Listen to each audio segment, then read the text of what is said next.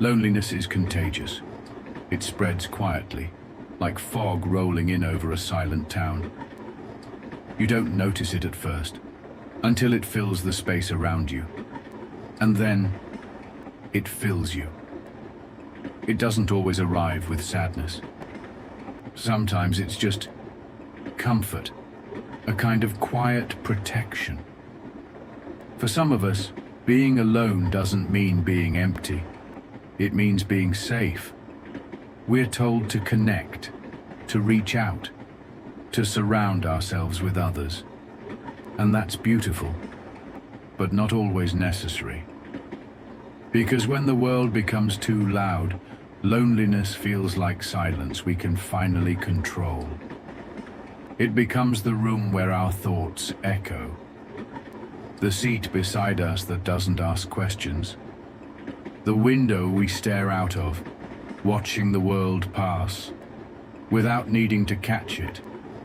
Sometimes we choose it, not because we can't be with others, but because we want to be with ourselves.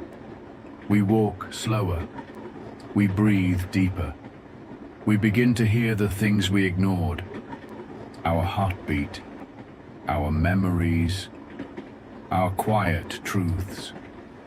Loneliness isn't a curse. It's not always a symptom.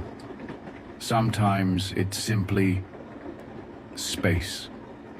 Space we need to feel, to heal, to just be. There's a strange kind of strength in solitude. When no one's watching, we stop performing. We stop apologizing for our silence.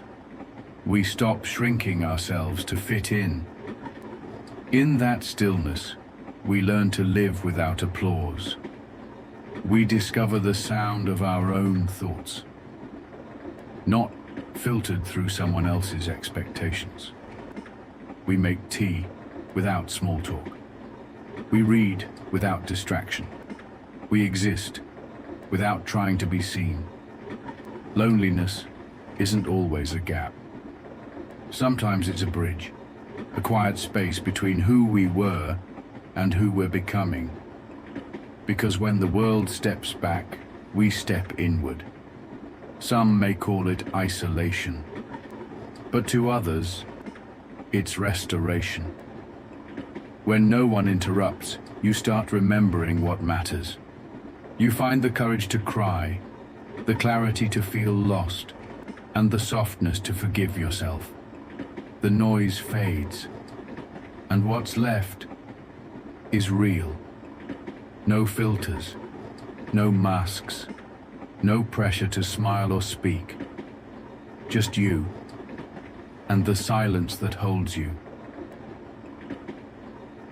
And yet, loneliness doesn't always feel kind.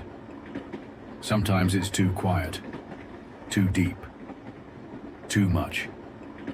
Sometimes it whispers things we've been trying to forget. Memories, regrets, wounds that haven't fully healed. But that, too, is part of the process. We face ourselves in solitude. Not the curated version, but the raw one, the scared one, the tired one, the one that aches and hopes at the same time. And maybe that's where healing begins.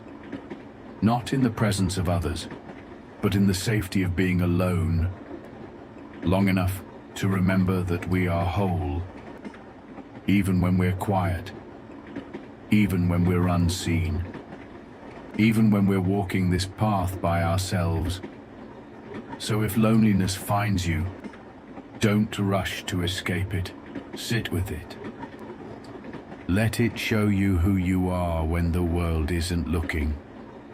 You might be surprised by how much strength there is in your own quiet company.